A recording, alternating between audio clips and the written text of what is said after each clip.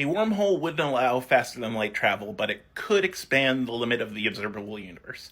Yes. Let me break this down for you. Faster than light travel introduces a bunch of problems into physics. Let's say you're in a spaceship and then you use warp speed to move faster than light to another location. You can intercept the light that bounced off you from your original location and receive it at your new location, thus seeing yourself before you warp. You are effectively looking back in time. Now, looking back in time isn't that big of a deal, but if you reverse this process, that means that you can get to yourself before you warp, meaning you could destroy your own ship before you warp to destroy your own ship, and now we have time travel paradoxes, and the universe doesn't like that. If a wormhole were to exist, which again, we're not sure they do because the existence of white holes, which are a necessary component of wormholes, haven't yet been proven to exist. But if wormholes were to exist, you wouldn't actually be going faster than light. It's just that two locations that appear to be split by a lot of distance aren't actually split by a lot of distance. And let me explain that.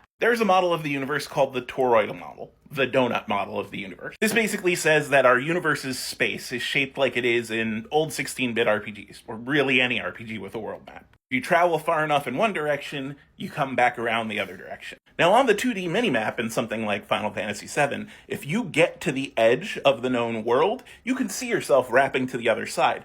But the 2D minimap isn't the actual 3D world. It's just a unreliable, partial recreation of it for navigation. In the actual game world, you see there is no warping. You simply proceed from one location to another because those locations are connected. And then you get lost for 30 minutes trying to find the island where Knights of the Round is. Same thing would be true for a toroidal universe. If you travel in any direction, like this direction, you'd wrap around and get to the other side. If you travel around, you'd wrap around and get to the other side.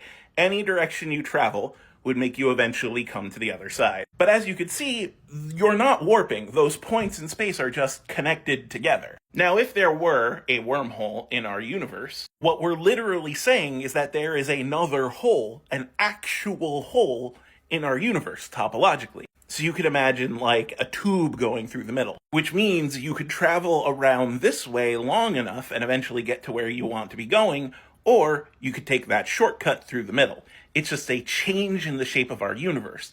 But again, the points in space are adjacent. You're not actually warping anywhere. You're not actually moving faster than light. And this is important because if you were to travel through a wormhole, you would not actually be able to see yourself enter that wormhole. This is vastly simplified. We're just assuming that the wormhole connects 2 points in space. If the wormhole somehow travels through time, which again has not been proven to be able to be done, then that's a whole other story and it's beyond the scope of this video, but I'll do another video on it. The point is, you could never use the wormhole to travel to before you went into the wormhole. You may be able to intercept the light that bounced off of you from before you entered that wormhole and see yourself enter the wormhole. Then if you use that wormhole to try and catch yourself, you would end up after you traveled through the wormhole. Chain of causality remains unbroken. Physics is okay with that. So yes, a wormhole would essentially expand our observable universe without breaking faster than light travel. In a sense, the wormhole wouldn't really be doing anything. It's just that we would be discovering that the shape of our universe